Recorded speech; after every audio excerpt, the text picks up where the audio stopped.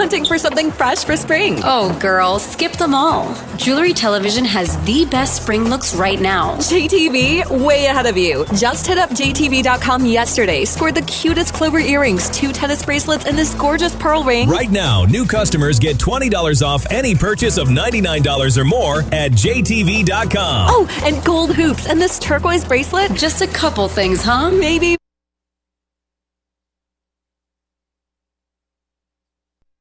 News Radio, KMAN, weather. Currently in the Little Apple, it's 64 rather. Fair and breezy. Do have a red flag warning, so no burning. Gusts as high as 35 miles per hour. Low of 40 tonight, still windy. Gusts as high as 30 miles per hour. Sunny, 67 on Wednesday.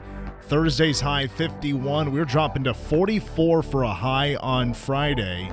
And how about a 40% chance of snow Friday night with a low of 24. Crazy how things swing sometimes. The game is coming up next.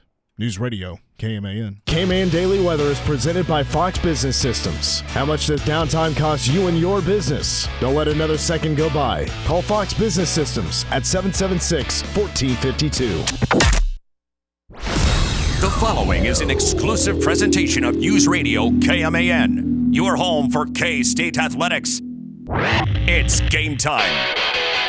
This is The Game on News Radio, KMAN.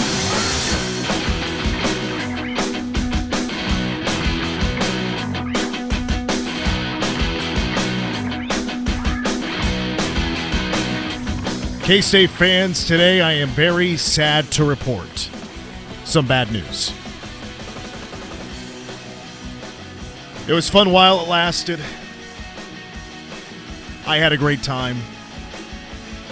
It's not over, but it just doesn't have that right zing to it anymore. K-State men's indoor track and field is no longer the #1 team in the nation. Yes, I can hear your groans from across the state of Kansas, wherever you're listening, if it's in Manhattan, Wamego, Riley, Clay Center, Kansas City, Wichita, Bangkok, Thailand, wherever you're at. It is some sad news. They're now no longer #1 in the nation, according to Tim Everson, who's joining me here today. Tim, our K-State track team. The men's indoor, now #4 in the nation. You know, when you're such a, mighty men's track power, yes, as K-State is, to have this fall from grace, from #1 in the country to #4, it's tough to accept. Obviously, inquiries will be done with the staff. An unacceptable drop in I can't even say it with a straight face. Look, it's going to happen. Hot seat? Yeah. Travis? People are talking. People are talking. I don't know what to do with this guy. No, you know what? Still a pretty damn good team. I have to go look back, look at the tape. It's when you're #1, there's a target on your back. Yeah, exactly. Super Bowl. K-State, yes. Every team's Super Bowl when they step out onto the track, step into the throwing ring, step on the runway. You see that purple, they're like, oh man, all right. Number four ain't bad. It's not. It's not #1, but it ain't bad. It's a humbling moment, I suppose.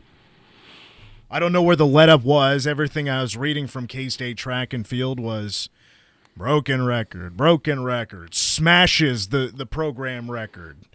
National records, I'm sure they're in jeopardy as well. A slight setback. Look, the Cats are going to be back. I got a good feeling Travis Geffert is going to get his team back on track whenever that next track meet is. Literally, back on track. Back on track. And figuratively. Back on track. All the Tivleys. Sometimes you got to take a couple steps back, take a couple steps forward. I think that is a perfect example of what's happening now. They got one more home meet before they get into postseason play for the indoor season. I expect a strong response. Meanwhile, women, K-State women are up to 14, I believe. So that's I think it's 14 last week. Are they still at 14? Maybe. I thought it went up a little bit. Regardless, things are pretty good. They are pretty good for track and field. Meanwhile, tonight, Bramlage Coliseum, K-State men's basketball going to be taking on the Baylor Bears. Awkwardly enough, could be a little bit weird inside Bramlage tonight. It's not every day. As a matter of fact, I can't think of a time where there is an interim head coach for K-State for a sport, unless I'm forgetting something. You know, my recent, because now it's Matthew Driscoll, who was a assistant under Scott Drew from 2003 through 2009, so it's another opportunity for a former staffer for Scott Drew to get the best of their old boss.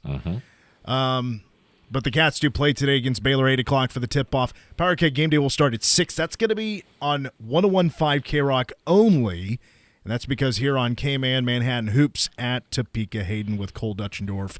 Currently on the road, he'll give you the call of that matchup. But if you want to hear Power Cat Game Day at 6, the K-State men tip-off at 8, that'll be on 101.5 K-Rock. In our first hour, you know, I hate to double-dip like this, but typically play an interview from the media from the opposing team on Power Cat Game Day. We just so happened to be doing that interview today at 4:30. So you're going to hear back on Power Cat Game Day. But we're going to hear from Ashley Hodge from SicEm365, who covered, you know, Baylor teams with Jerome Tang on staff for nearly 2 decades. Yeah. So there would be clearly a Baylor reaction from Ashley. I'm for sure of it. I'm sure he has quite a bit to say about that. I mean, this will be the first K-State Baylor basketball game to happen without Jerome Tang involved somehow in about a quarter century. 19 years at Baylor, 4 years just about at K-State. He just misses out on coaching against his old friend once again. And then the voice of the Wildcats joining us at 5:10. It's a weird situation, weird how the timing worked out.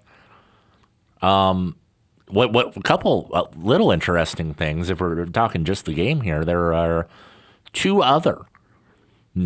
least two other notable returnees that have Manhattan connections that will be on the Baylor bench or on the court for the Bears. Do you know?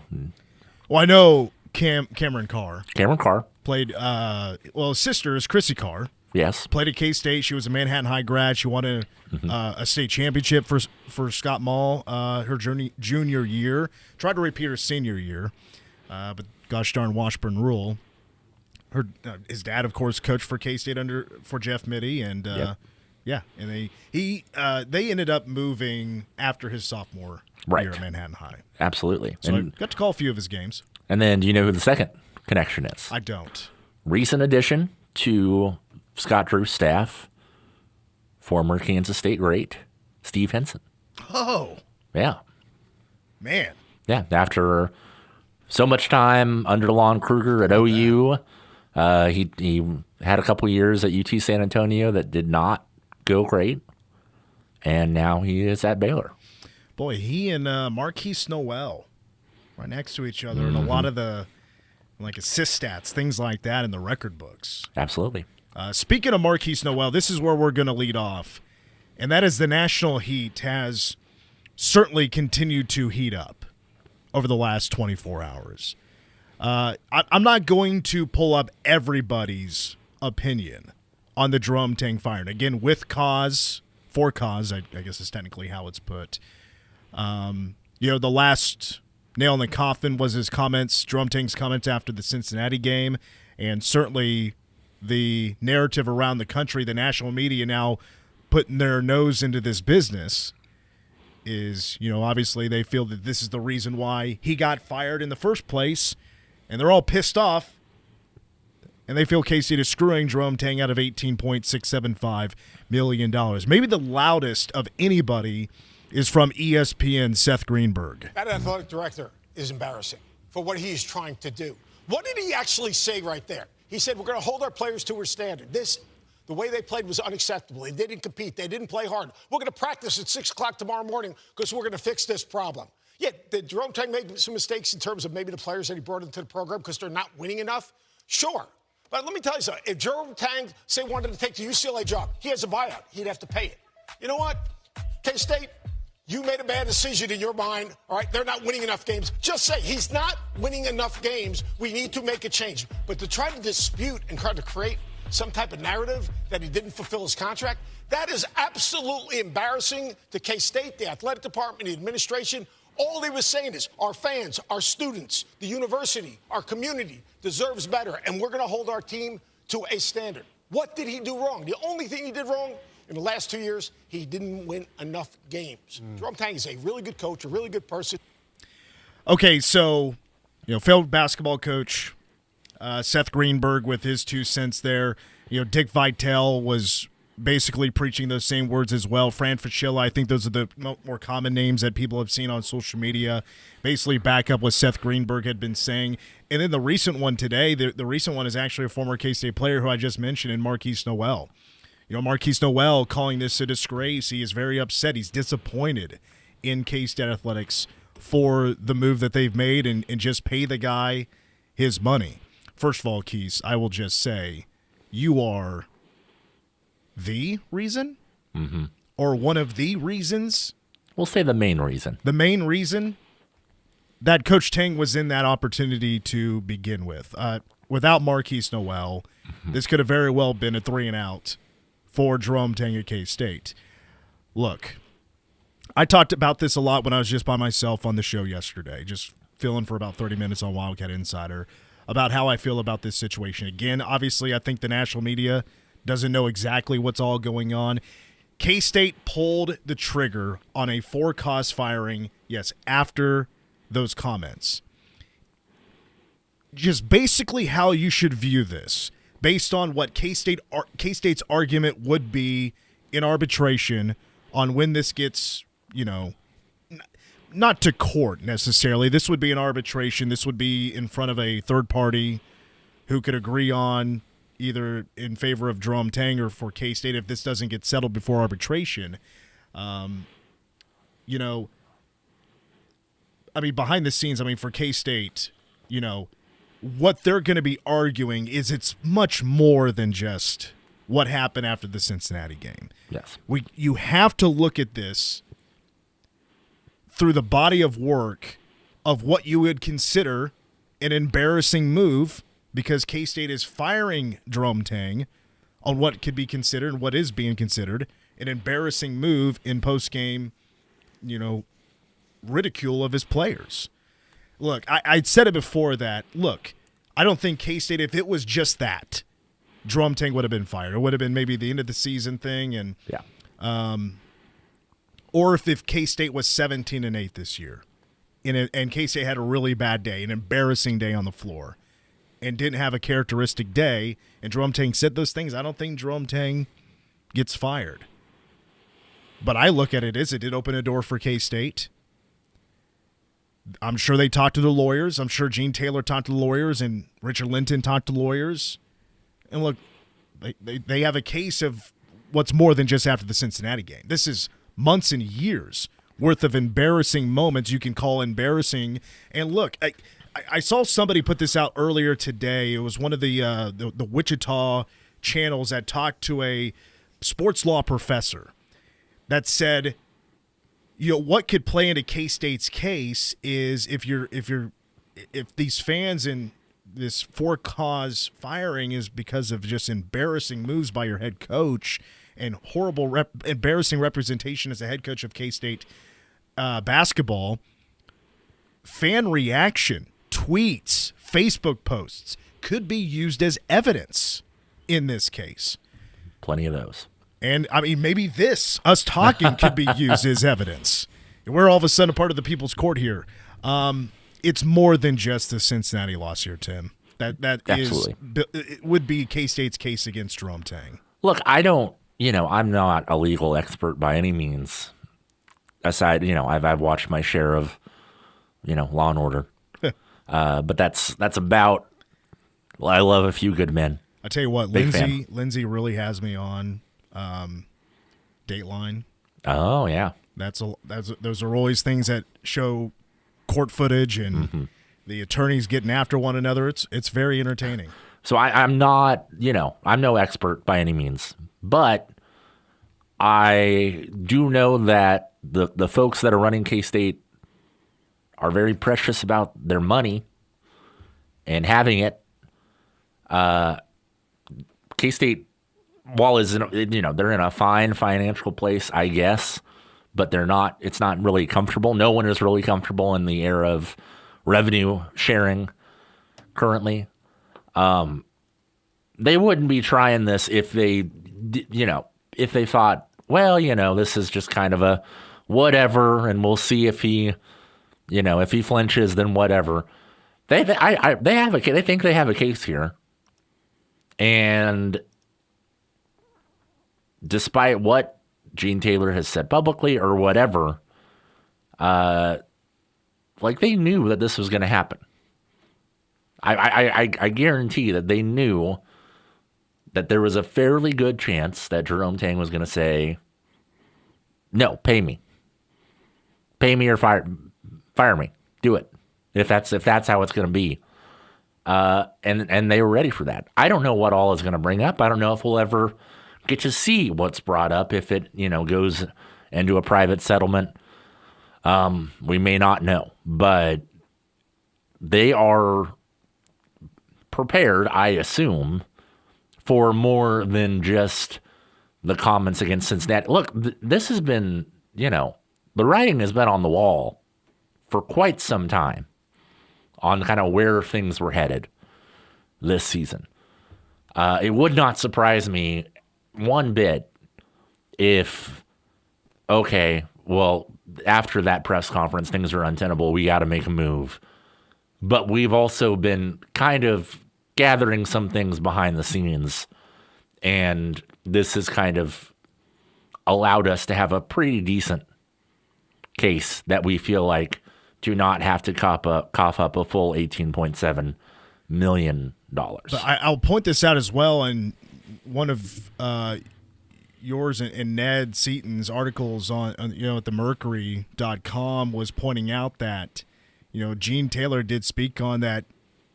Don't maybe necessarily know right now what kind of true leverage that they have in this case. Right. I'm sure that's a part of the argument, but is that true leverage to win if it were to go as far as it could go? Like, if this were to go to court, like if it were to go to litigation, this could take a very long time. The court process moves really slowly. If you're going to get a judge involved, you're going to get a jury involved, that's going to take a very long time. And I have a very good feeling that neither one of these sides want to let it get remotely close to any sort of court proceedings. At the furthest, you go arbitration if you can't figure it out of arbitration or out of court, settle on something, which this is, to me, K-State. I'm no doubt about it. This is K-State going with the for-cause route of firing Jerome Tang is step one in trying to settle somewhere. They have no plan, I'm sure, to pay Jerome Tang $0 at the end of the day for getting fired. And look, Jerome Tang, I guarantee, wants to be coaching next year somewhere, whether that be back on the bench at Baylor or whether, a smaller, a smaller school in Texas, a Tarleton State, something like that opens up and they want to take another shot at Tang. I would assume that he's going to want to do that. I don't think that he is going to want this hanging over his head well into, the better half of 2026. An interesting thing that we found out today that was in an article that we put out about some comments that Tang's lawyer had, and I'm sure we'll get into that, is we were wondering if it does come to an actual lawsuit, if they actually do go to court, where does that have to be? Does he have to file in Manhattan? Could he file in Kansas City? Could he file somewhere else? According to the contract that he signed, that it requires any dispute with the contract to be held in Riley County District Court. Oh, wow. So Jerome Tang always said the Bramlage Coliseum was worth, 10 points for home team advantage? I don't know how much the Riley County District Court is worth, but what's his home courtroom advantage? Yeah, exactly. The other side of this, though, is going back to the national heat on this. This is really the main topic I kind of wanted to get to about because, I mean, Gene Taylor in K-State right now, it's nuclear heat. Yeah. And maybe this is just this is the news story of the day. Like, look, K-State, I mean, whatever side you're on, K-State has to be okay with this right now. And with the thought of this is just going to blow over at some point. This is not going to be heat that lasts forever. But when it comes to national heat like this, the most recent thing I can think of was, remember Letty Ramiro, who played for K-State women's basketball? She had her freshman year under the last season for Deb Patterson. She gets fired. She hangs around with Mitty for a while. She just didn't like the transition. She wanted to transfer, and K-State said no. Right. Because they were worried about tampering. And they were worried about her going to they were worried about tampering from a Big 12 school, didn't want her to transfer in conference. So they said no, and K-State got raked over the – I mean, it was just nuclear heat. They heard it from everybody. Yeah. Jay Billis was out there talking. Oh, yeah. He called K-State – they called it a hostage situation. And it was a bad look for K-State for a while, and then she ends up transferring, and that was it. And maybe, I don't know if people even remember that. It was like 10 years ago, or whenever Jeff Mitty started, maybe 14 years ago now, or 12 years ago now. But the national aspect of this, my least favorite part about this isn't national media, but a former player like Marquise Noel, maybe not completely understanding the situation, but I understand where people are coming from. Yeah. I really do. I understand how this looks. That it appears that Jerome Tang was fired specifically for these comments about K-State saying he went too far after the Cincinnati game. And I think that's the way Marquise Noel looks at it as well. And everybody's arguing that Coach Tang is such a good guy. That's not truly who he is. He was just criticizing the players like a lot of other coaches were. First of all, I agree that I think Jerome Tang is honestly an amazing person.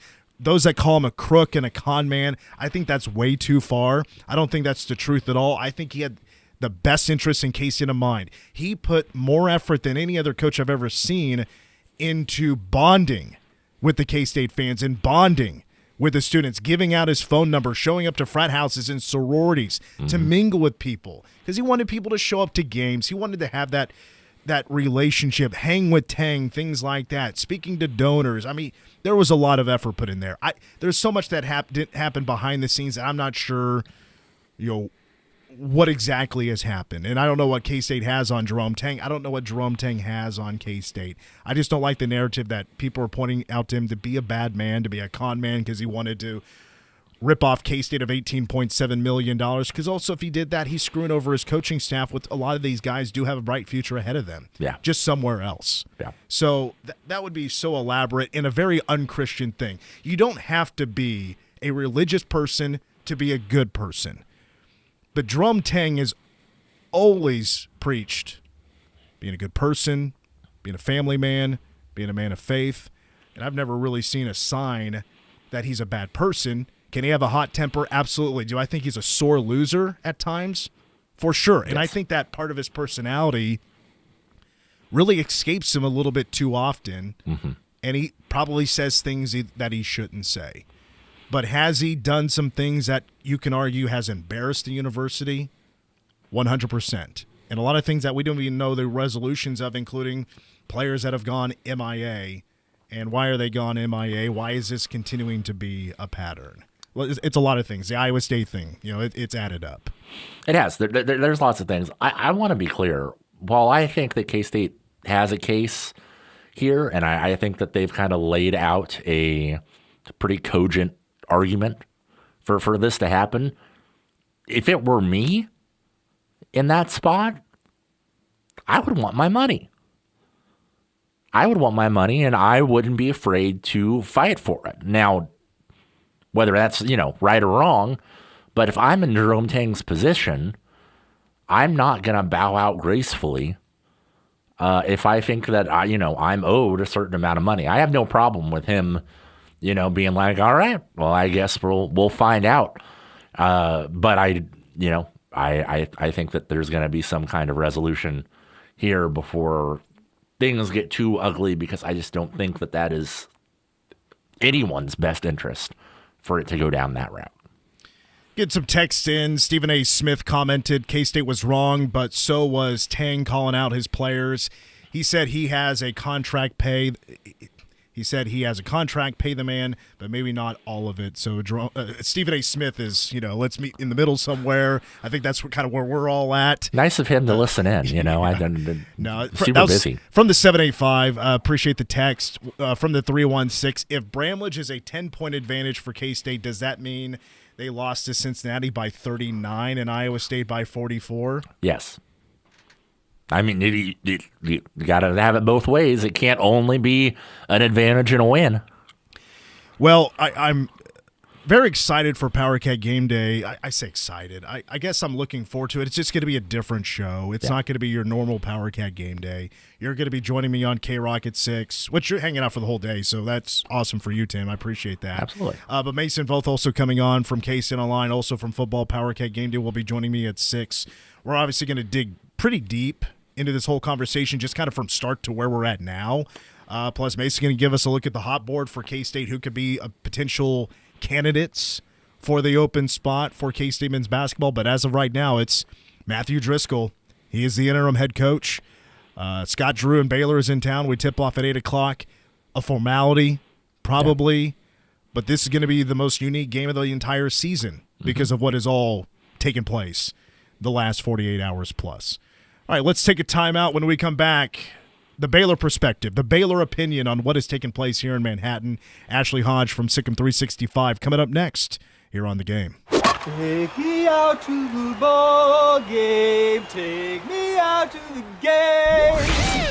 You, my friend, are in the game on News Radio KMAN. At the game! In Manhattan, building community means more than bricks and beams. It means innovation and partnership. At McCown Gordon Construction, we deliver feature-focused solutions to projects that shape our region. From advanced research labs to vibrant education, healthcare, and community hubs. We're not just building projects, we're building the future of the Flint Hills with unmatched customer experience and value-driven strategies. We're building for tomorrow. Visit kansas.mccown-gordon.com. This is Vern Hendricks, and I'd like to invite you to join Dave Lewis and me every Monday morning at our new time, 9 a.m. here on News Radio KMAN. For the GMCF Community Hour, we enjoy celebrating the time, talents, and treasures of our community leaders and nonprofits each week. We will share GMCF updates, learn from community nonprofits, and provide you with upcoming community charitable events. For more information, call us at 587-8995 or visit our website at mcfks.org. GMCF. Helping you make a difference. Hiya, Queen of All Knowledge here, reminding you, creeps out there on the internet hack, scam, and trick savvy cyber users every day, but we can fight back. It's as easy as IC3. If you're a victim of online crime, don't give up. Visit IC3, the FBI's Internet Crime Complaint Center. Your tips help the FBI track down cyber criminals around the world. Report your crime to www.ic3.gov today. Westwood One Sports presents this special update on the 2026 Winter Games. The short program in women's figure skating just wrapped up. 3 Americans competing, also known as the Blade Angels. Reigning world champ Alyssa Liu is currently in 3rd place. 18-year-old Isabeau Levito 8th, and Amber Glenn, who just left the ice in tears, is 13th. All 3 qualify for the free skate, which is Thursday. Men's hockey knockout round, 3rd period underway. Sweden leads Latvia 3-1. The U.S. awaits the winner in tomorrow's quarterfinals. Top seed Canada will take on Czechia, who beat Denmark 3-2.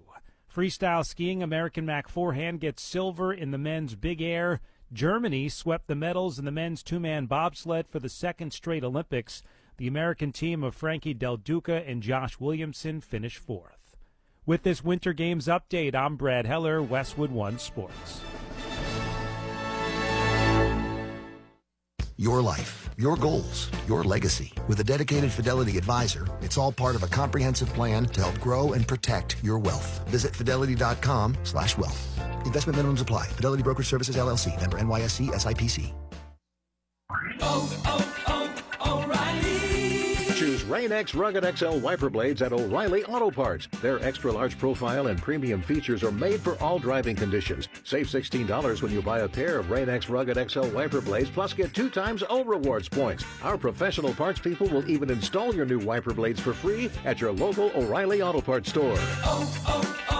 O'Reilly Auto Parts.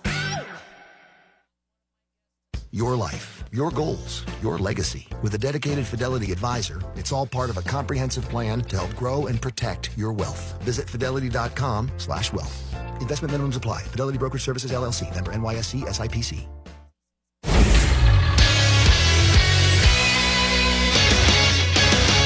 I'm Mitch Fortner with a Game Sports Update presented by Bottle Cap Sports Bar. The K-State men's basketball team back on the floor. It'll be the first time since the firing of head coach Jerome Tang for cause on Sunday. Associate head coach Matthew Driscoll was named the interim for the remainder of the season. Driscoll has his own ties to Baylor, as he was an original member of Baylor head coach Scott Drew's staff from 2003 to 2009. The Wildcats are off to their worst start in Big 12 play ever at 1-11. They've lost 6 straight. They have won just 1 game in the last 50 days. Baylor is led in scoring by Cameron Carr, who played at Manhattan High during his first 2 years of high school. He's averaging 19 points per game this season. It'll be on 101.5 K-Rock with PowerCat Game Day at 6. The game tips off at 8. And another big shout-out to K-State shortstop D. Kennedy. He continues to be honored for his opening weekend performance, as today he was named the Brooks Wallace Award Player of the Week by the College Baseball Foundation, and he was named the National College Baseball Writers Association Dick Hauser Trophy Co-Hitter of the Week. He hit 500. He had 2 grand slams, 13 RBI. The kid is off and rolling. K-State 4-0. They're in Arlington, Texas, starting on Friday.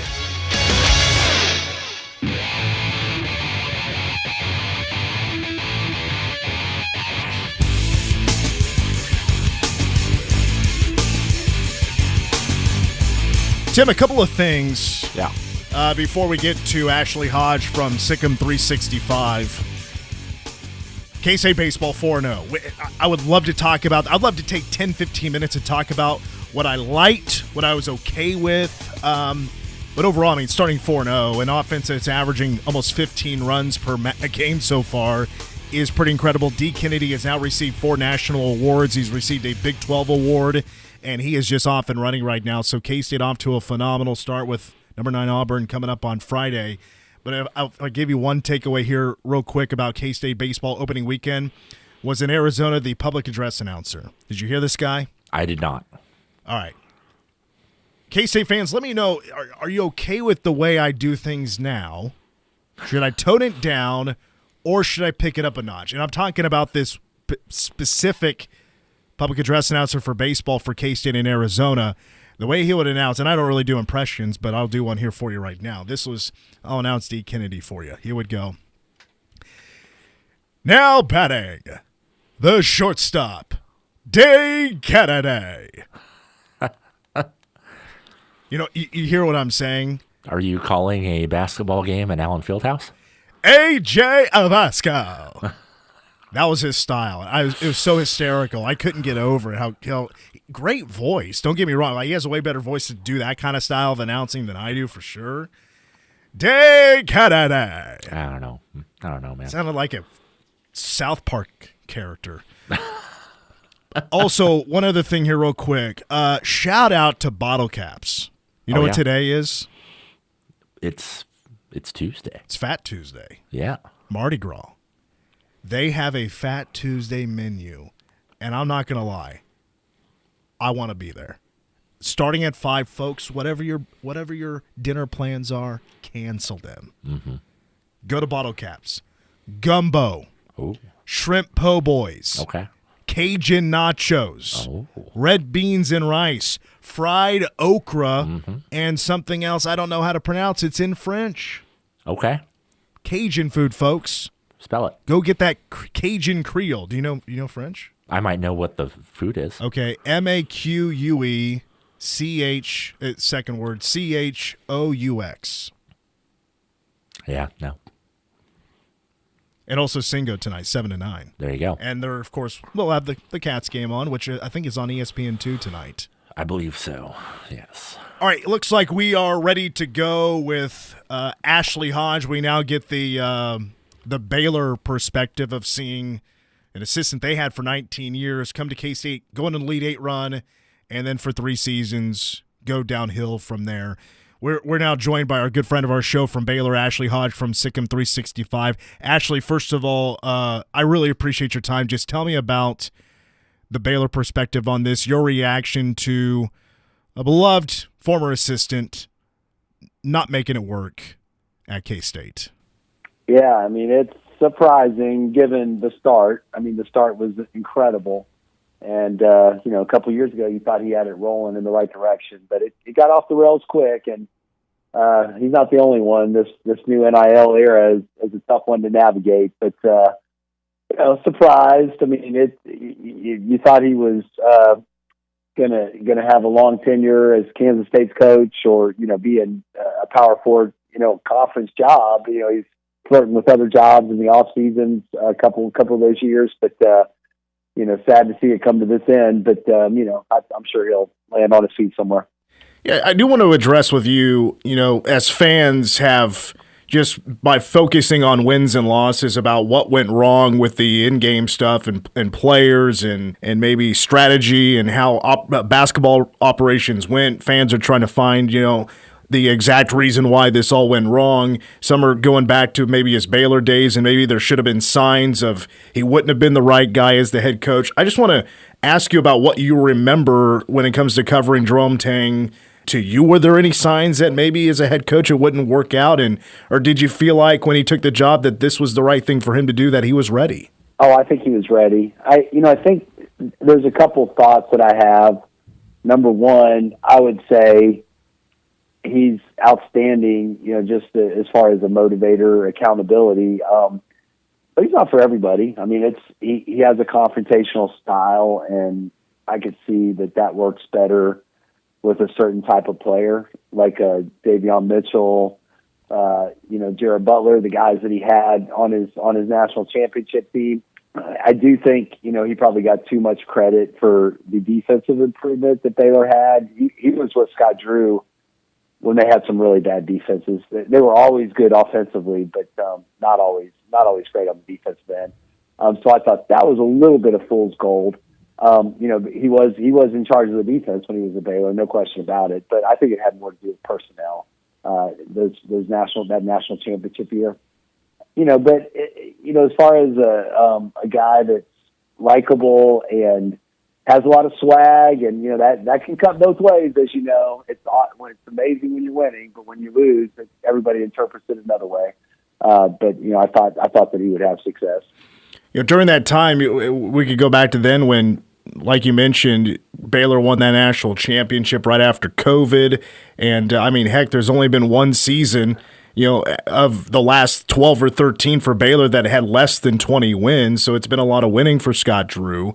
Right. But over the last 3 years, I think it's fair to say that there has been a major lack of development of talent when Coach Tang has decided to just basically use the transfer portal with using funds from donors, which has been well-funded, and it just seems like the players don't get better from wherever they're coming from, or maybe it's just a hard adjustment for them. When Tang was there at Baylor, was there any question when it came to player development? I thought he was really good at developing big guys. That was kind of his what he was in control of, if I remember correctly. And they had a lot of examples of guys that came to Baylor as skinny freshmen and got better. Jonathan Motley is one that comes to mind. Corey Jefferson. Obviously, Isaiah Austin was a 5-star when he got there, so there wasn't a whole lot of developing going on with him. But he was good at that, and that was what Baylor's niche was getting guys to come in, redshirt, be patient, play together quite a few years, buy into the culture. It's just not the way things are right now. I'll give you one story that kind of exemplifies the swag that he has. Before the national championship game, I remember hearing that Davion Mitchell said something to him like, "Man, well, this is going to be a tight one against Gonzaga." And he went up to Mitchell and said, "This doesn't have to be close." And Mitchell said, what? We can compete with these guys. He goes, it doesn't have to be close. We can blow these guys out. That's the kind of team we got. I mean, he just had that swag, he just had that confidence, and he carried that over to Kansas State. But, who knows? It's tough to manage people. Being a head coach is a totally different animal than being an assistant, and some guys just aren't cut out for it. I don't know if that's the case or not. I mean, there's a lot of speculation he might come back to Baylor and finish out his career with Scott Drew.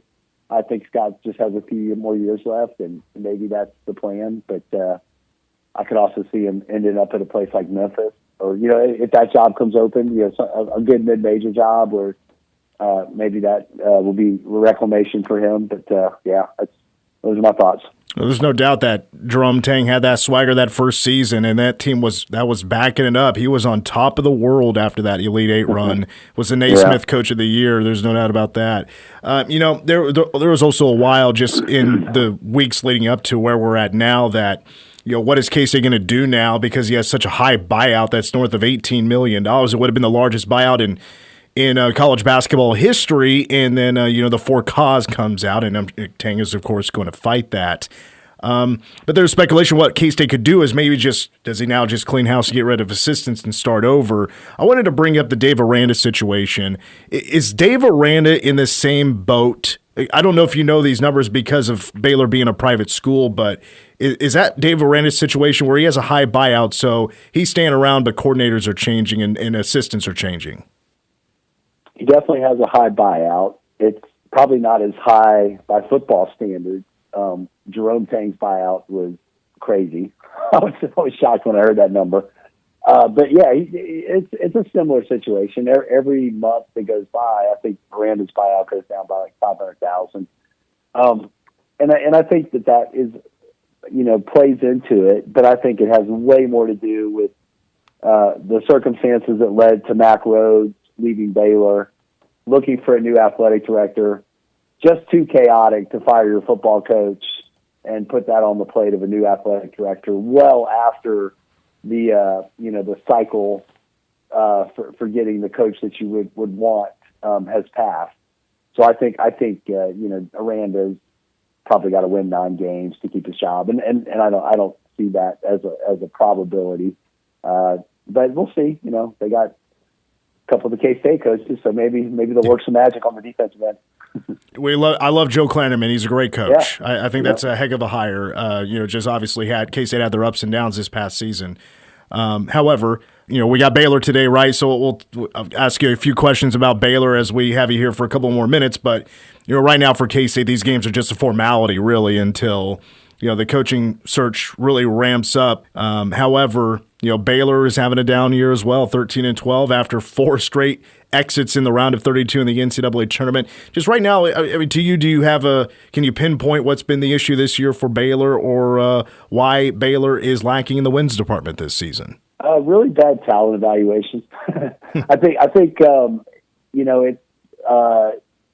they're not in the top 8 of spending in the Big 12, so that matters. But I think they're 30-40.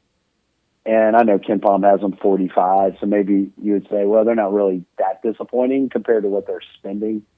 But a year ago, they were top 5, and they spent the money on Jeremy Roach, VJ Edgecombe, Norchad Amir, went with the top 3 approach. I think Norchad and VJ were good. Jeremy Roach was a disaster from a spending perspective.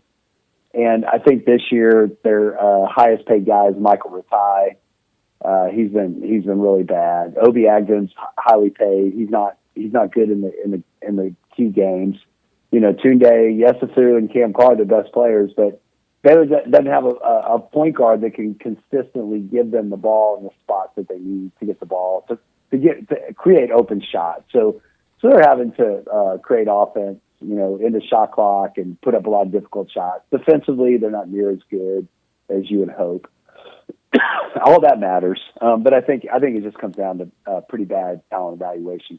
Well, of course, it could be one season of just bad basketball, and fans are freaking out. But are Baylor fans with the run of history with Scott Drew? Are they cool right now about this one down year? Yeah, I think they're patient this year. I think if it carries over to next year, I think there'll be some grumbling. But they're like, hey, he'll figure it out next year. But the program's been trending down since, they won the national championship. The next year, they were a number 1 seed, had a really good team, a lot of unfortunate string of injuries. LJ Cryer, Jonathan Chama-Chachua got hurt. So that really derailed what was potentially a Final Four team. Lost to North Carolina, took them to overtime, and lost in the round of 32. But this year, the last 3 years, it's been on a downward spiral. 4 years, I should say. So I think fans are anxious to get back to those contending for championship ways. All right, Ashley, as always, it's great to catch up with you. Great look in there of the history of Jerome Tang and Baylor, and really appreciate your time, and thank you so much. Well, an opportunity for Scott Drew to lose to another one of his former assistants, Matt Driscoll. So we'll see what happens. That's Ashley Hodge from SicEm365 here on The Game. We need to take a timeout, and Jabroni of the Week is after these words. Your home for K-State sports. 0-1 is hammered towards center field. Does it have enough? At the wall, he does! The all-time home run record is Dylan Phillips! This is The Game on News Radio, KMAN. Don't let the cold keep you down. Come shop Blueville for all your indoor gardening needs. With a wide selection of houseplants and indoor gardening supplies, we've got everything you need to bring a little bit of life inside this winter. Don't forget about the birds. We have plenty of feed to keep them warm and happy on those cold winter days. Blueville Garden Store is open Tuesday through Saturday, 9 to 4. Come give us a visit at Blueville Nursery, where you'll always find the friendly smile and expert advice. Located at the corner of Scenic Drive in Anderson and Manhattan.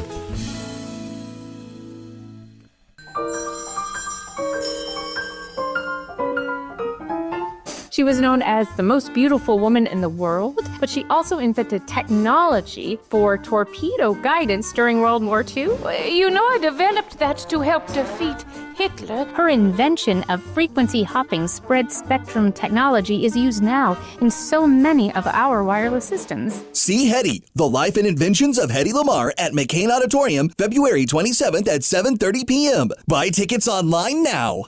American Family Insurance. Have you recently replaced your roof? A newer roof could help you save on home insurance. Call us at Wild & Associates LLC, American Family Insurance, to get a quote and help ensure you have the right coverage. This is Rob Wild, agency owner with Wild & Associates LLC. American Family Mutual Insurance Company, SI, and its operating companies, American Family Life Insurance Company, 6000 American Parkway, Madison, Wisconsin. If you're tired of government-run healthcare that becomes more expensive each year, you need to check out the Gig Care Health Benefits Program offered by Population Science Management. As a consumer data respondent, you will have access to the Gig Care plan. Hi, I'm Kerry Hall, America's healthcare advocate. If you're self-employed or a 1099 economy employee or just looking for an alternative to Obamacare, 866-886-2030 or gigcare.net. Gig Care was designed with you in mind. Gig Care is not available in all states. From here to anywhere, when you fly MHK from Manhattan Regional Airport, convenience takes off first. Shorter drive times, shorter TSA lines, larger planes that get you there more comfortably. Add in customer-friendly staff who truly care, and it's no surprise Manhattan Regional Airport has set passenger travel records 2 years in a row. From here to anywhere, fly MHK, fly Manhattan Regional Airport. This is Brad Jones, owner of Home of the Flint Hills. When someone you love needs memory care, it's not just a decision, it's personal. At Home of the Flint Hills, we offer memory care in a warm, home-like setting where residents are known by name, not their room number. We provide compassionate care for every stage from early memory loss to advanced dementia. We currently have immediate memory care openings available. If you need help now, call 785-494-2600 today to schedule a tour. Home of the Flint Hills, Christ-driven, family-owned, uniquely yours. Know your role and shut your mouth. You jabroni. You jabronis hit the jackpot. That Hollywood blonde jabroni, Hulk Hogan. Al, is this jabroni's name? Jabroni of the Week. All right, Tim, unfortunately, I kind of have to go quick here. We're running short on time here in our first hour, but 3 dishonorable mentions. I culminate with my Jabroni of the Week. And we start with former Auburn football head coach Hugh Freeze. Keep it simple on him. He needs to create a burner account because he got caught on Instagram. He was basically reposting some scandally clad, busty women.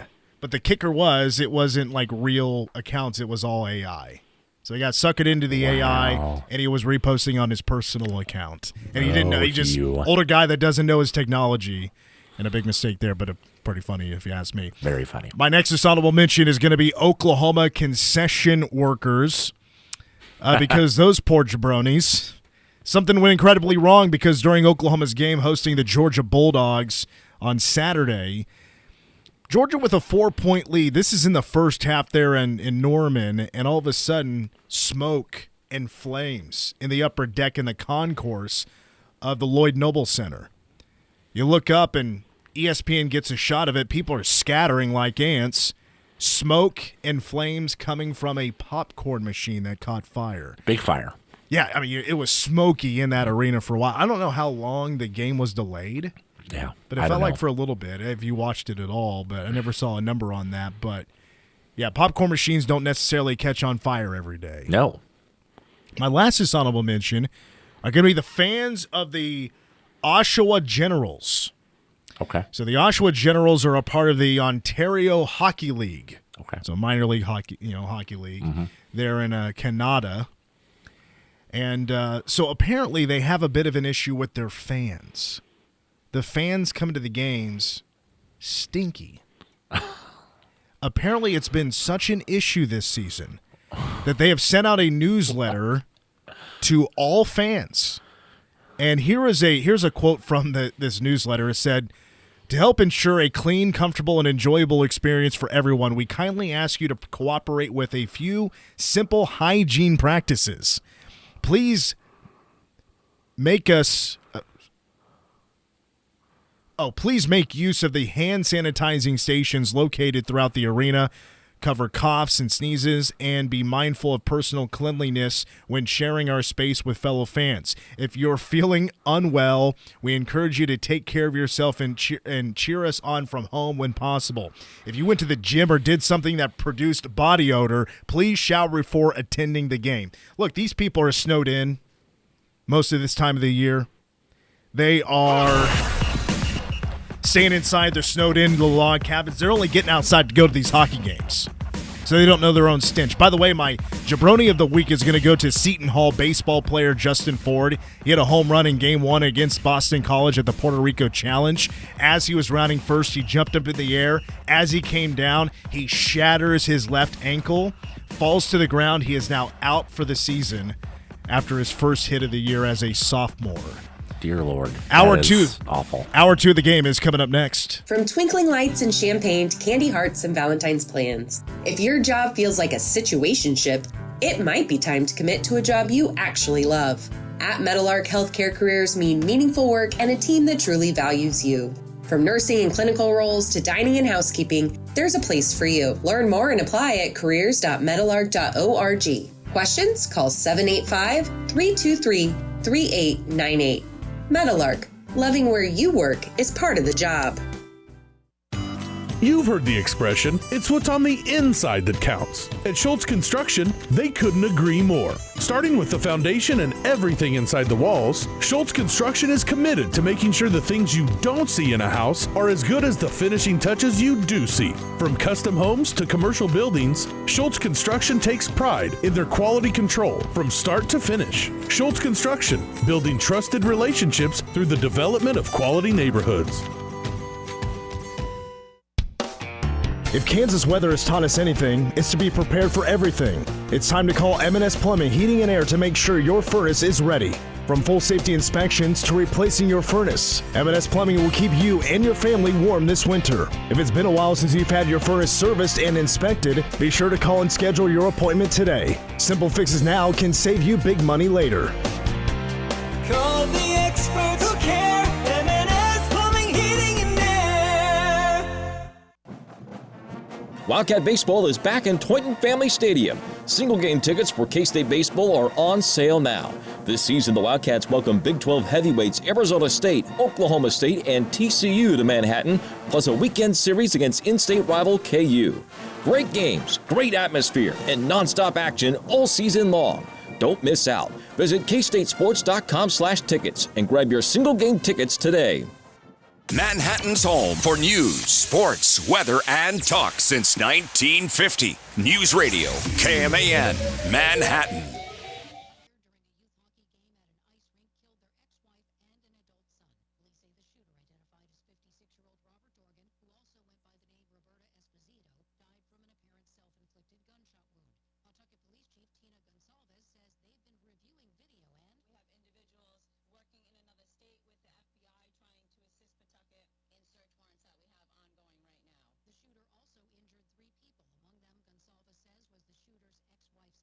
the shooter's ex-wife's parents and a family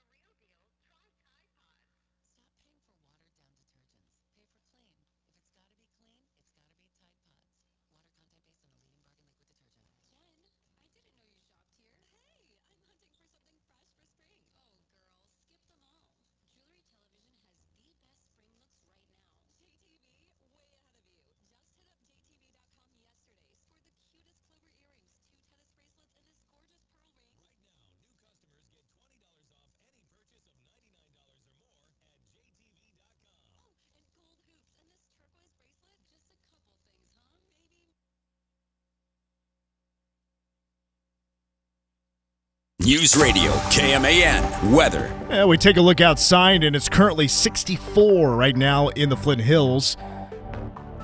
Tonight's low, 40. We still have a breezy west wind that could be as high as 30 miles per hour. Red flag warning is in effect until 9 o'clock tonight.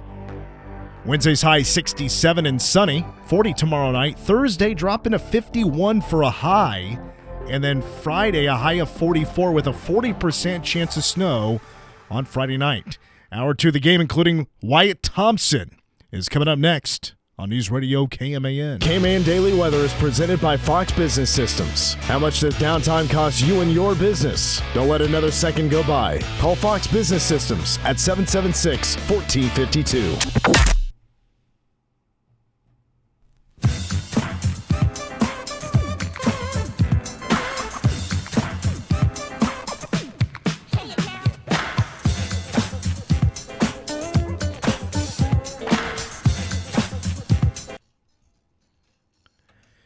Well, the game continues.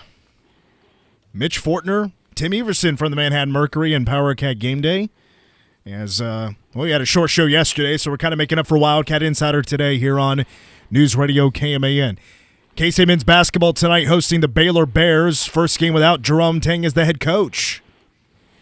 A little awkward? Yeah, maybe. Yeah. Be a little bit weird, I think for sure. I'm going to save it for Power Cat Game Day, but there'll be one final, like as I do it in the starting lineups, saving Jerome Tang for last. I'll do it one more time during Power Cat Game Day, but RIP that gimmick. Do you have your Matthew Driscoll down? No. You don't have a strategy yet? I'm going to wing it. Game time decision? Yeah. Okay. I may do it in the same kind of style. Matthew Driscoll. Exactly like that. There you go. Yeah. Heard here first. Again, tip-off at 8. Power Cat Game Day will be at 6. Tim will be joining me as well, along with Mason Voth from K-State Online and, of course, from football, Power Cat Game Day. We'll talk also a little hot board action as well, just who could be candidates for the job, as obviously anything like legit, like really not behind the scenes, like maybe when something could become official. I mean, we're still at least a month out. Yeah. Most likely from something like that. Folks, I'm just going to tell you right now. Brad Underwood, no. It's not going to be Brad. Probably not. He's being paid a lot of money. That's a high buyout. And he's also 62. Something interesting that Tim Fitzgerald of GoPowerCat.com pointed out on the Brad Underwood front, which I had not known about. So he is, of course, a employee of the state of Illinois. And apparently their pension situation means that he will get, I believe, like 50% of his like average salary during his time as an employee of the state of Illinois until he dies. It's if he retires as an employee of the state of Illinois. So not only, I mean, what are we doing here? Is there a big buyout? But he's going to get roughly $2 to $3 million a year as pension until he dies if he retires as a Illinois state employee. Yeah, that could keep anybody from going anywhere. Yeah. For a while. I mean, poor Bruce Weber. Well, let's see. Maybe. No, he's not coaching. So. No, he's not a state employee. I don't know where the Big Ten Network is located because I know that's who he's doing. But he wouldn't be a state employee anyway. I mean, no, that's a good point. Yeah. So, so good for Brad Underwood. Hell, that's awesome. Dana Altman was thrown out. I mean, we're just dragging up old. Yeah. The whole Brad Underwood situation. I mean, ideally, of course, if it were to happen, between, Bruce and now, when I guess the opportunity was on the table, that whole thing, certainly just could have been used as leverage for Brad Underwood at Illinois. But I mean, heck, post Frank. Yeah. Absolutely. Obviously. That was the time. That was the time. And John Curry messed it up. So Dana Altman is 67.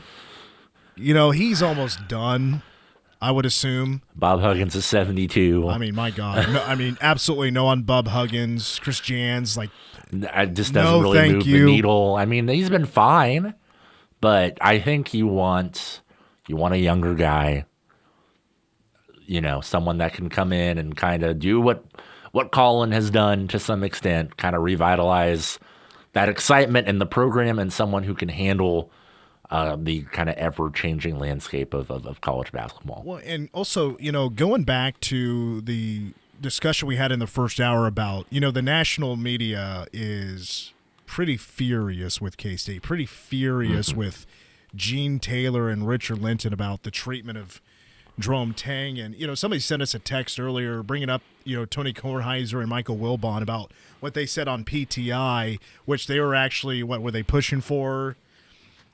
Tang to be fired for cause, or brought it up or whatever. Look, yes, okay, so a pro, for K-State side of things, a pro message there, but look, I mean, that is not even close to being as loud enough as it needs to be for K-State. No. And it's not on the same level as the Seth Greenberg and Dick Vitale and Fran Fraschilla. For one, PTI comes on at, 4:30?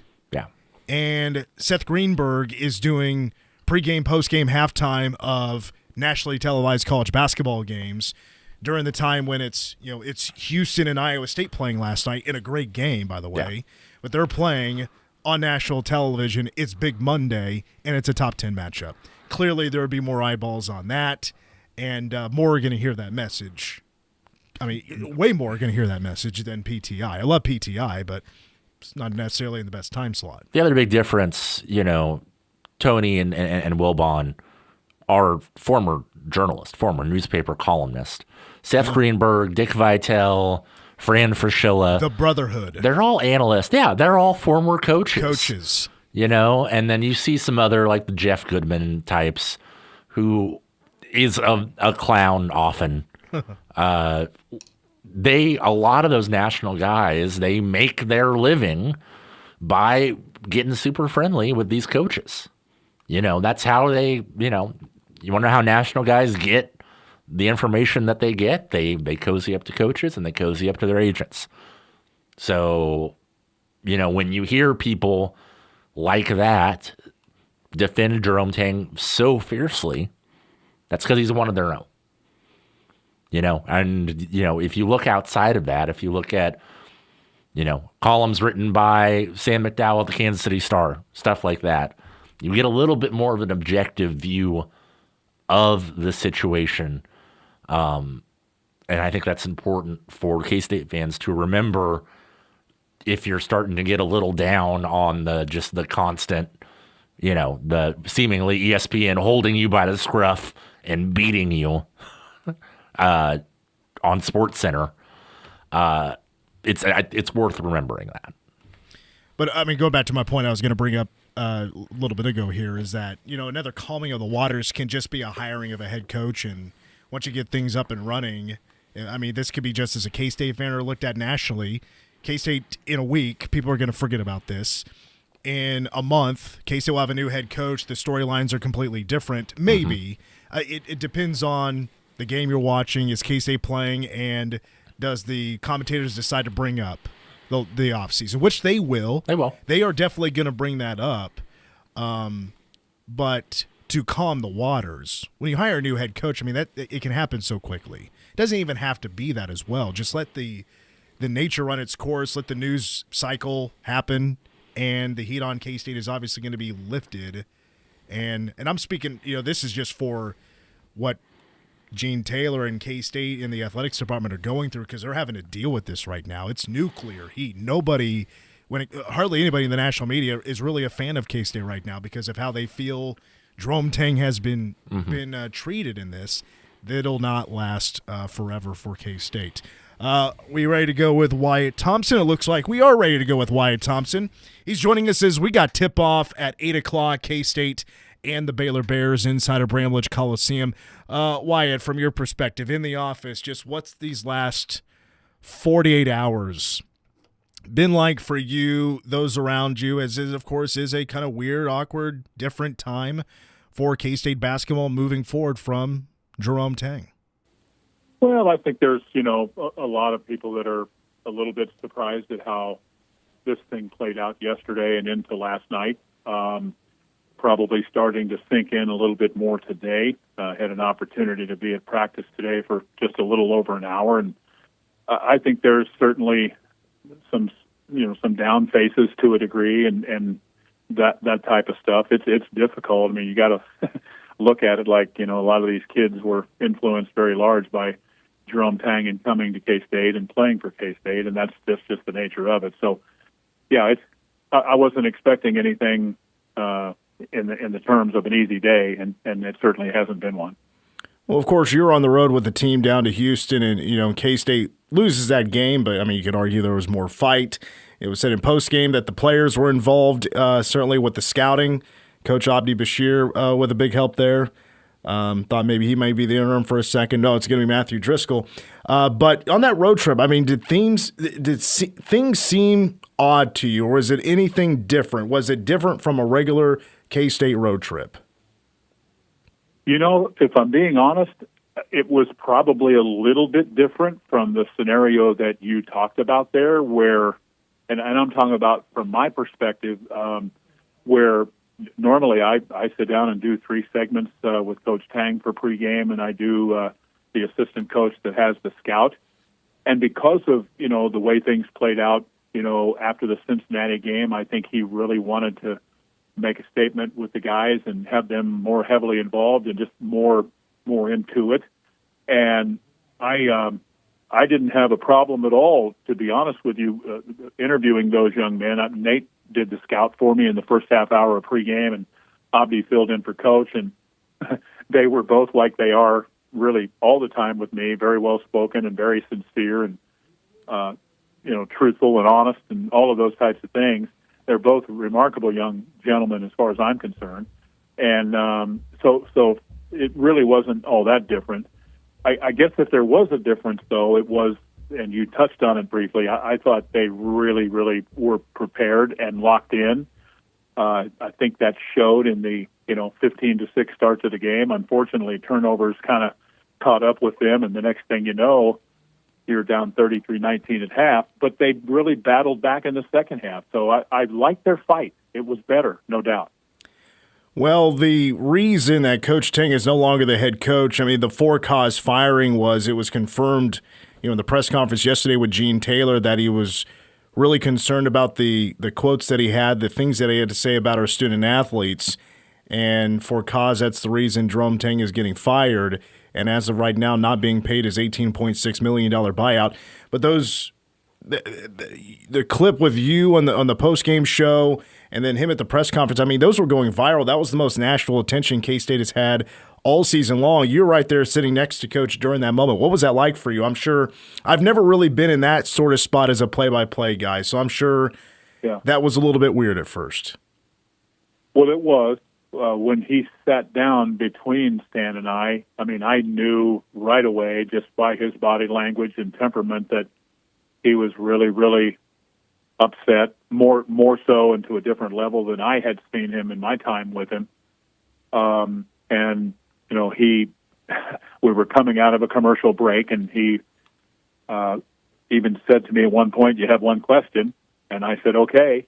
And then he, kind of made his statement, and then he was off to the press conference. Was I surprised by it? Yes, just because I hadn't really, had anything experience-wise with him like that before.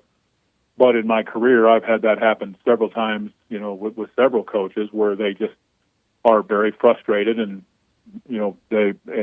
I saw it with Bob Huggins, I saw it with Frank Martin, I saw it with Bruce Weber. I mean, it's not exclusivity here we're talking about. It is a business that is chock full of lots of things, including great competition and hard losses sometimes, and you have to be able to handle it. And let's be honest, Mitch, most of the time those guys do. But in this particular case, I'm not going to kid you. I was surprised that he said some of the things he said after Cincinnati. I'm not saying I didn't understand it, but I was surprised by it. I mean, did you judge him in the moment for it? Like when he was basically throwing the players under the bus, saying they don't deserve to wear the uniform. Did you think in the moment that was going too far? Well, maybe a little bit, I guess. Again, I was just more of the lines of, I can't really believe he just said that, it was, I guess, after the fact and later in the night and into the next day where, you think about, the words and they kind of reverberate in your head and all of that. That's an awfully big statement to make, right? And again, they got beat by 29 at home by a team who had won on the road. I guess from that perspective, you would certainly understand his tenor, or at least respect it, or whatever you want to say. There's going to be people on both sides of this, and I appreciate that too. But did he go too far? I don't know that I'm the right person to judge that. But was I surprised by it? Oh God, yeah, for sure. Yeah, I was certainly surprised by it too. Voice of the Cats, Wyatt Thompson, is our guest here on KMAN. And now looking forward, of course, now K-State, they're going to be, I'm sure, for who knows how long, tied up in what could potentially be a legal battle between them and Jerome Tang for the buyout. And, I'm no lawyer, so my lawyer expertise, I get that from Matlock, my cousin Vinny, and whatever Dateline that Lindsay's watching that day, learning something about law here and there. But other than that, Matthew Driscoll is going to be taking the interim job, and I know, Monday you recorded your pregame interview with him. What was that like for somebody so close to Jerome Tang now to be taken over in his spot? I was kind of actually a little surprised in a way that Driscoll decided to take the interim job, and I'm sure he talked to Coach about it, and he'll be taking over for the rest of the season. Yeah.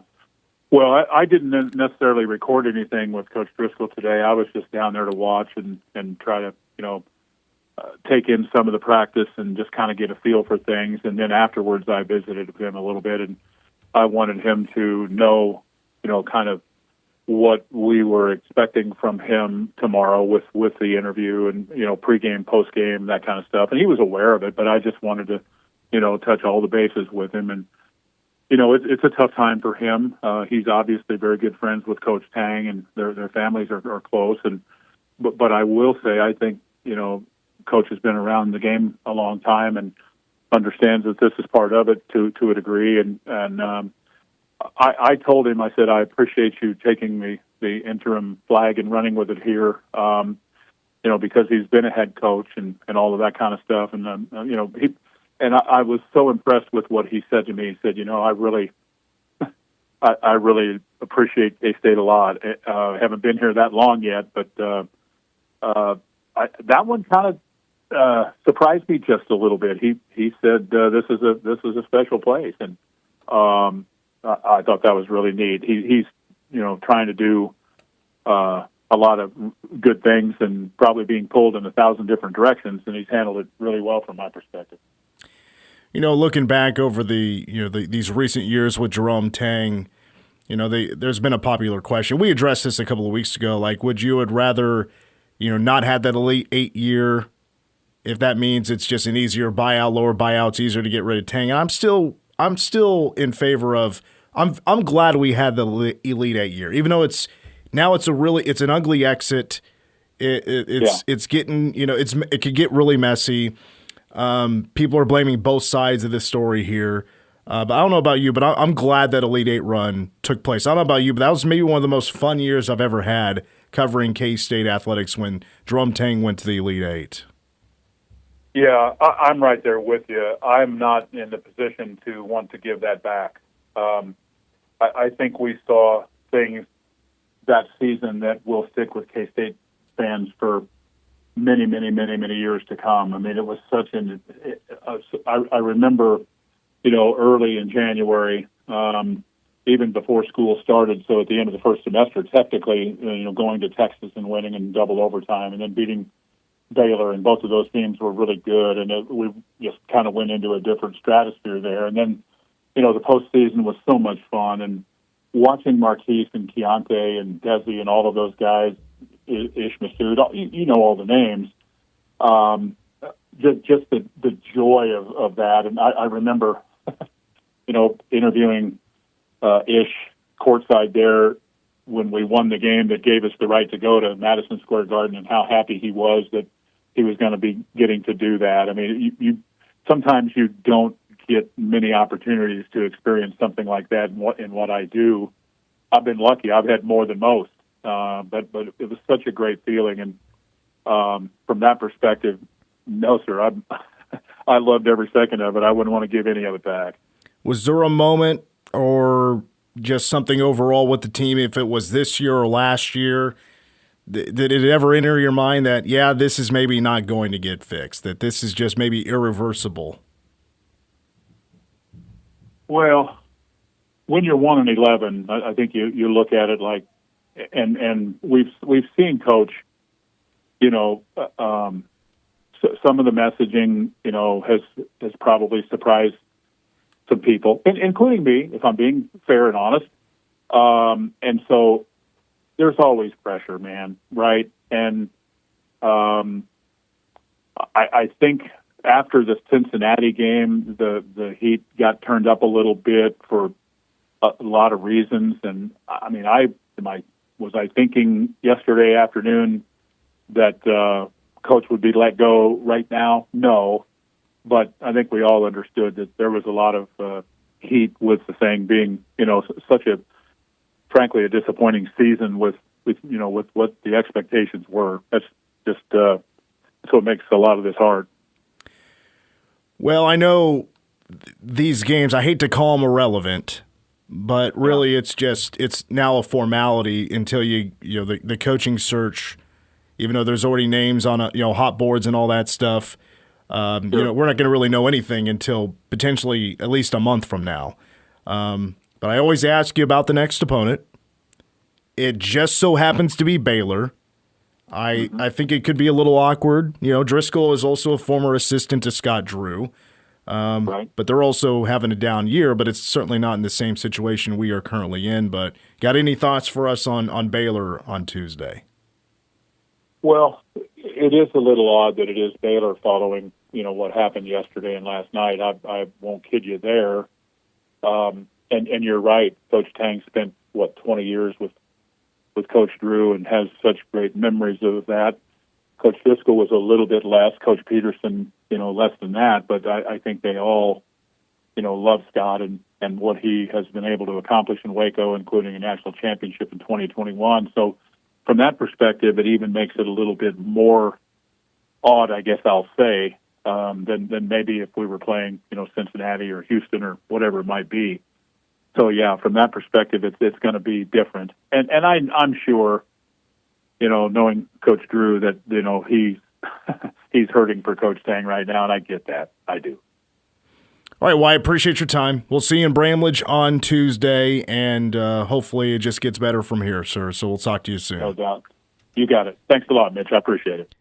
Voice of the Wildcats, Wyatt Thompson joining us here on The Game. We'll go ahead and take our next break. We'll check in with Cole Dutchendorf in Topeka, get a quick update where we're at in the game before us, because we got pregame coverage here coming up, scheduled for a few minutes from now, as the Manhattan High Indians, both the girls and boys, are competing for league championships. They're in league play at Topeka Hayden, and we got more of the game coming up next here on News Radio KMAN.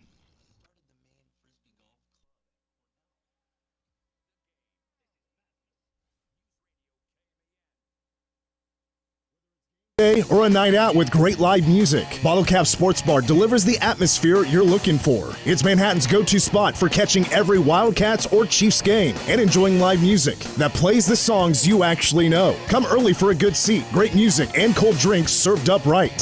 Stay in the loop. Check out their Facebook page for the full schedule of events. Bottle Caps, where the music's live, the game's always on, and the vibe is just right. Bottle Cap Sports Bar located on West Anderson across from Dairy Queen. In Manhattan, building community means more than bricks and beams. It means innovation and partnership. At McCown Gordon Construction, we deliver feature-focused solutions to projects that shape our region. From advanced research labs to vibrant education, healthcare, and community hubs. We're not just building projects, we're building the future of the Flint Hills with unmatched customer experience and value-driven strategies. We're building for tomorrow.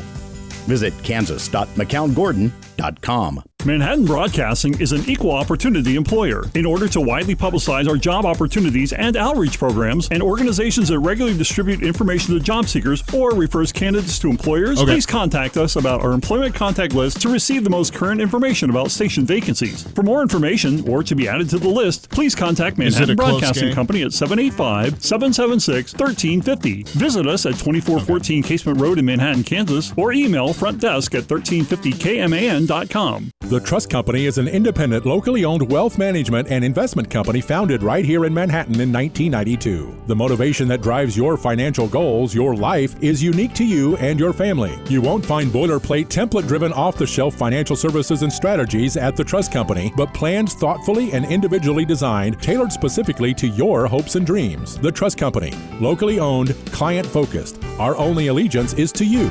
Visit thetrustco.com. Westwood One Sports presents this special update on the 2026 Winter Games, sponsored by AutoZone. Get in the zone, AutoZone.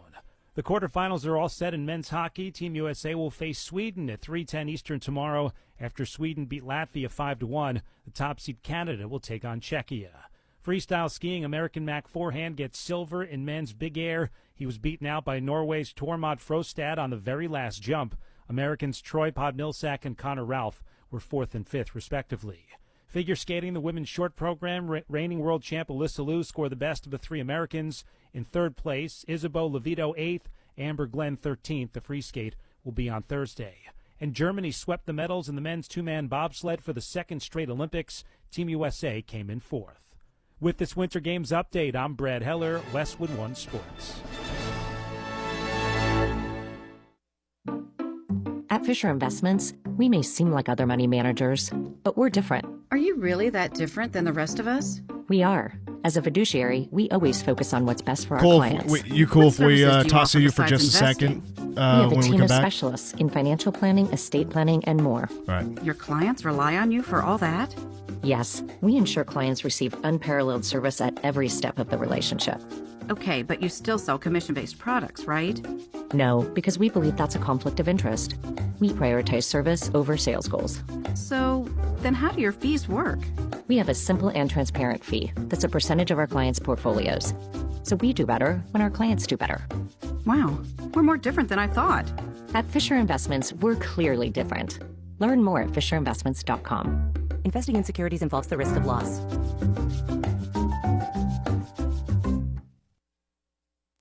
What's up, everybody? Nick Hustles here, helping you beat the books with Westwood One Sports. Huge game tonight in college basketball as Michigan, the #1 team in the country, about a 2.5-point road favorite at Purdue. And I like Purdue in this game to keep it really close. I even think Purdue can win. I would love to get +3 with Purdue as a home dog. Purdue's surging right now, but if we don't get it, I'll take 2.5 with Purdue. Bet smarter and beat the books. Download the BetMGM app today. My name is Whitney Allen, and I'm a widow. My husband, Ryan, died. We never thought we'd ever have to use life insurance, but the unexpected happened. With Ethos, signing up was fast and 100% online. You can get a quote in seconds, apply in minutes, and get same-day coverage. No medical exams, and you can get up to $3 million worth of coverage. I'm grateful we were prepared. Get your free quote at ethos.com/game. That's ethos.com/game. Paid spokesperson. Time spent on application may vary. Online health questions required.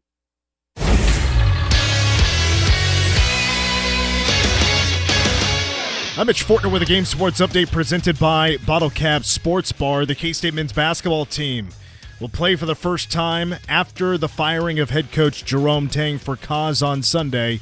Today, the opponent just so happens to be the team that Coach Tang was an assistant for 19 years in the Baylor Bears in Big 12 play. The associate head coach is also former Baylor assistant in Matthew Driscoll. He was on the first staff for Scott Drew.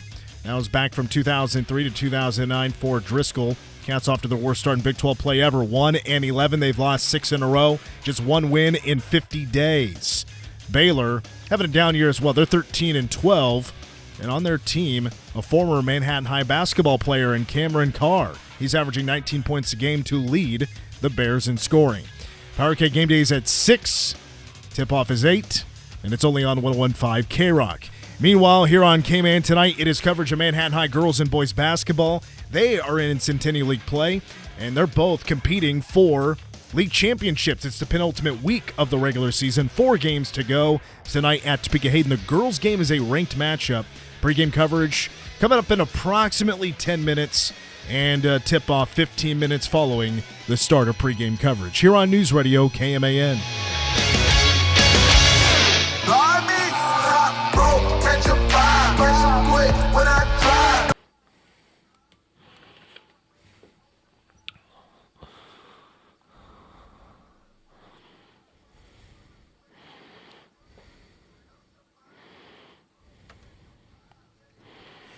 Mitch Fortner, Tim Everson back with you on the game here on News Radio KMAN.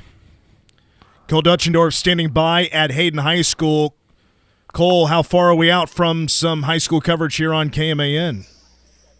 5.5 minutes left in this fourth quarter. It's Manhattan who's handling Hayden on the JV side of things, on the boys' side, 62-41. So about 6 minutes left, and then however long they take to put up 20 minutes on the clock.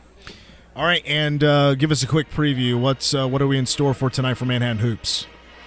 You know, Manhattan got a sweep earlier in the season at home against Topeka Hayden, and both teams are in position to win league titles. All they have to do is win these last 4 games. Manhattan girls have already beat the last 4 teams on their schedule. The only loss that Manhattan boys have had was to Emporia. That's their only league loss. So it starts tonight, and it's against a couple of solid teams. It was a close one on the boys' side, with the boys winning by 2. And then in the first game of the year on the girls' side, the defense for Manhattan gave up just 10 points in the entire first half. They shut down Hayden Starr and Haley Schmidt line, and if they can replicate that, I think they're going to walk out with the win. All right, that's Cole Dutchendorf joining us from Hayden High School in Topeka. We'll be back with Cole here in just a few moments as pregame coverage just a few moments away here on News Radio KMAN. All right, so this has obviously been all about pretty much Jerome Tang here on today's show. His exit for cause firing from K-State. Got another text, and that was during the Wyatt Thompson interview from the 219. I'm sorry, but it's hard. It's a hard case to make that you're firing someone for cause when you're willing to let them resign. So I threw this out there yesterday as a thought. Mm-hmm. I'm no lawyer. I don't know if this is bad for K-State, if this is going to hurt their case, if it goes a long way, if how far this could go. I didn't like it on the surface. I didn't like it at first because, you're willing to have this coach around. You planned on firing him anyway, and this was just going to be kind of being a bro and letting him finish out the year and let him resign, and he would take a slimmed-down version of this buyout. I was thinking, is this just though K-State they got the legal advice and thought, we can just this is our first step in the bargaining, phase of this exit for Jerome Tang. I remember you wrote about this. I don't know if you have an opinion on this one way or the other on this situation. Yeah, no, I think that is probably, I think we both agree that neither side really wants this to go to court. I don't think, it's good for either Jerome Tang or K-State if suddenly all communication with Tang and his staff on the university side, anything having to do with basketball on the university side, is open to discovery, which would make all of that information public.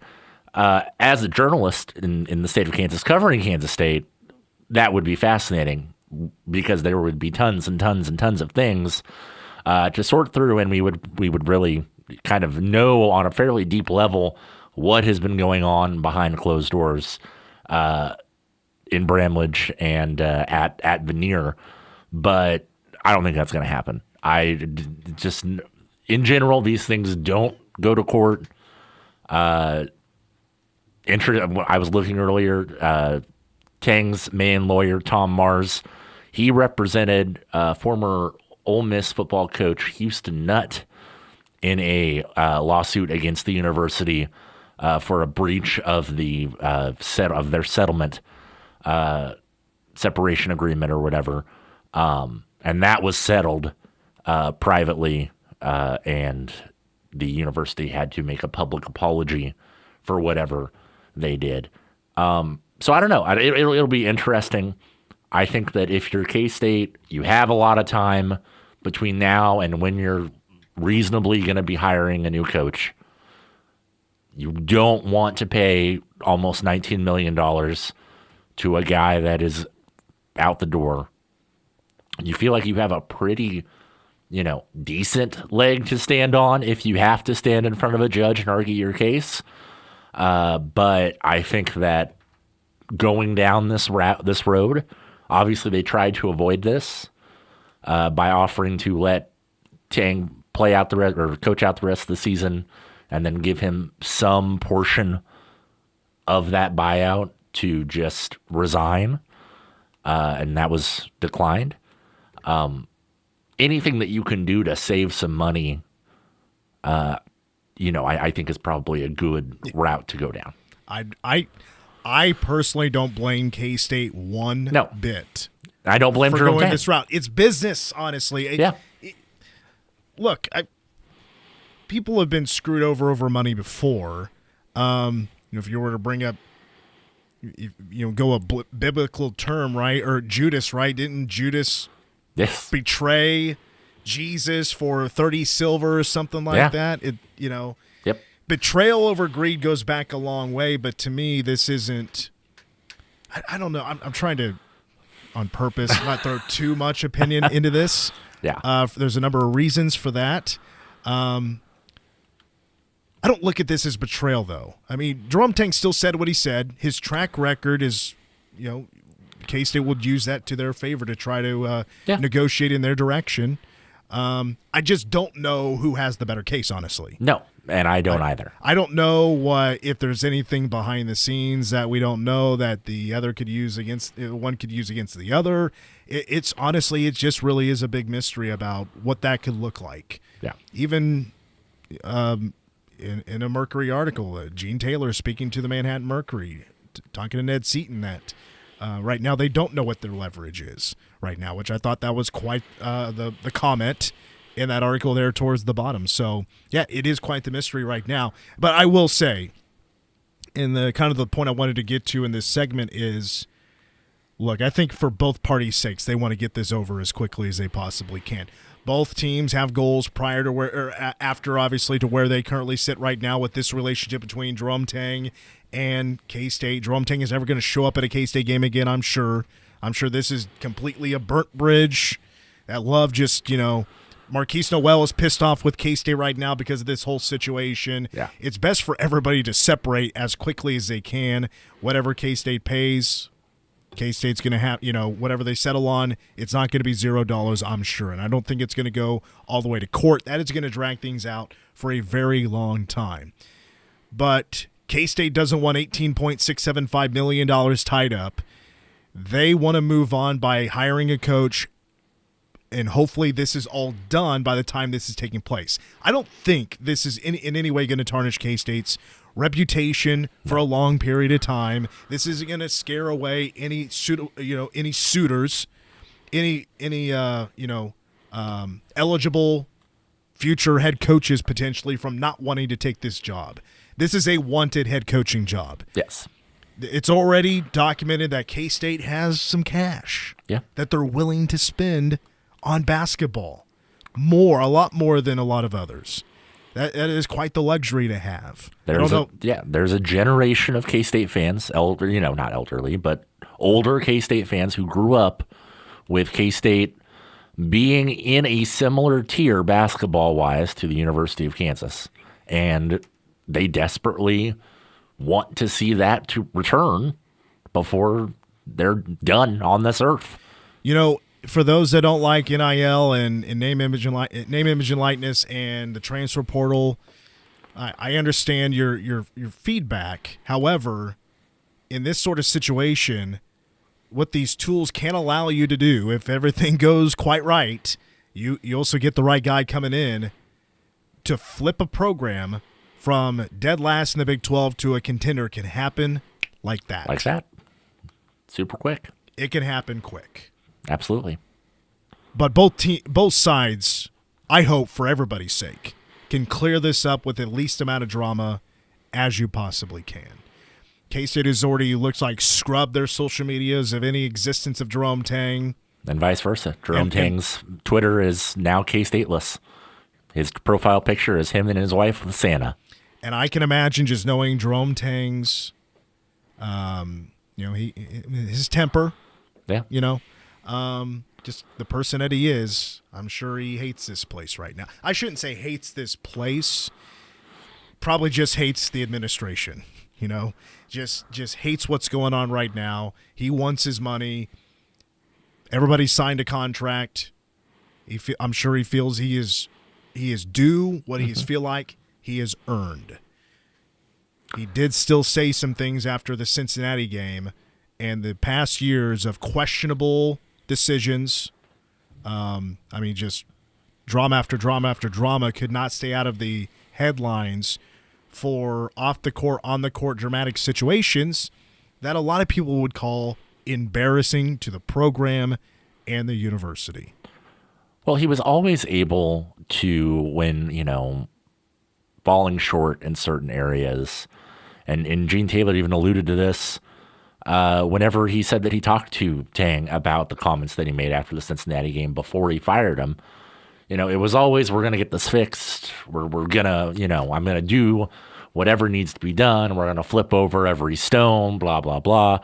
And that's, not having that option anymore.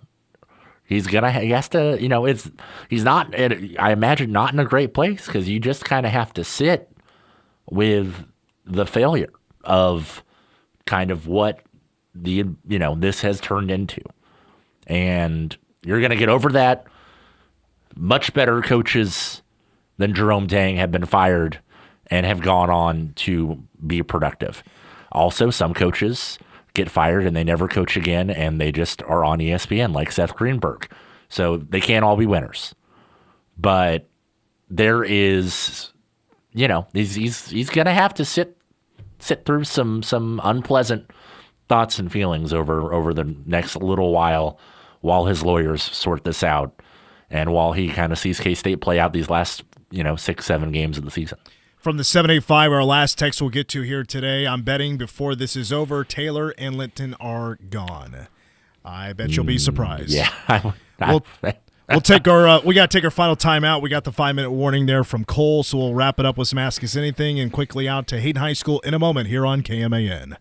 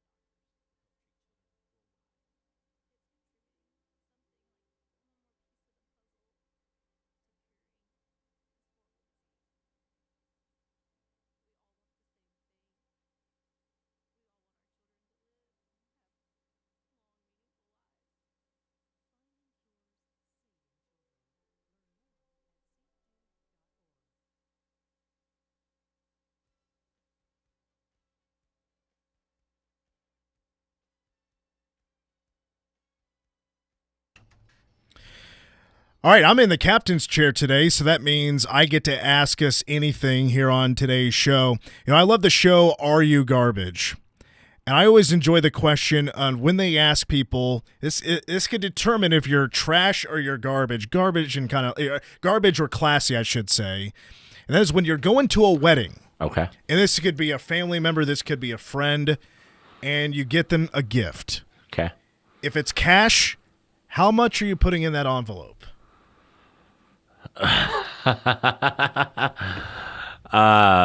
Man, I would say, journalists don't make a whole lot. Yeah.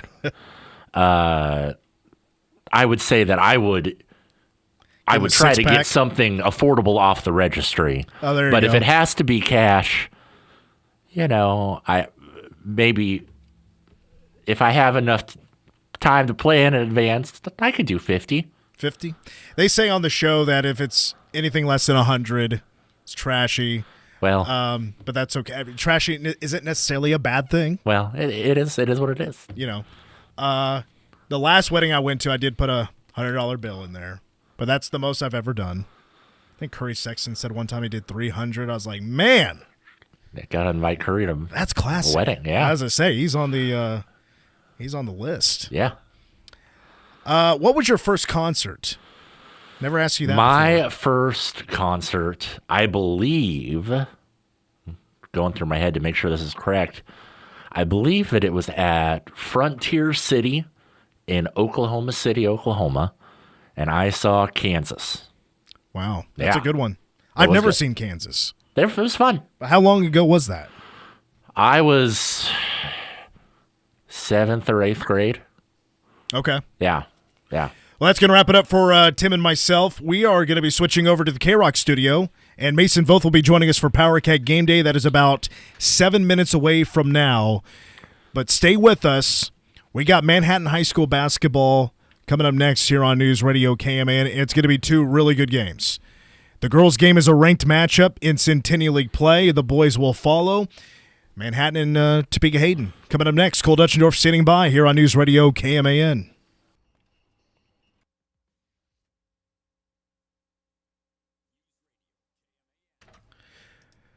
But first, to check your forecast. Currently in Manhattan, it is 64 with a red flag warning in effect until 9 o'clock tonight. Sunny and 67 for Wednesday. Partly cloudy tomorrow night. The low will be 40. 51 on Thursday. Friday's high will be 44. Keeps getting colder with a Sunday high at 39. But on Friday night, we will have a 40% chance of snow. It's time for Manhattan Hoops. News Radio KMAN.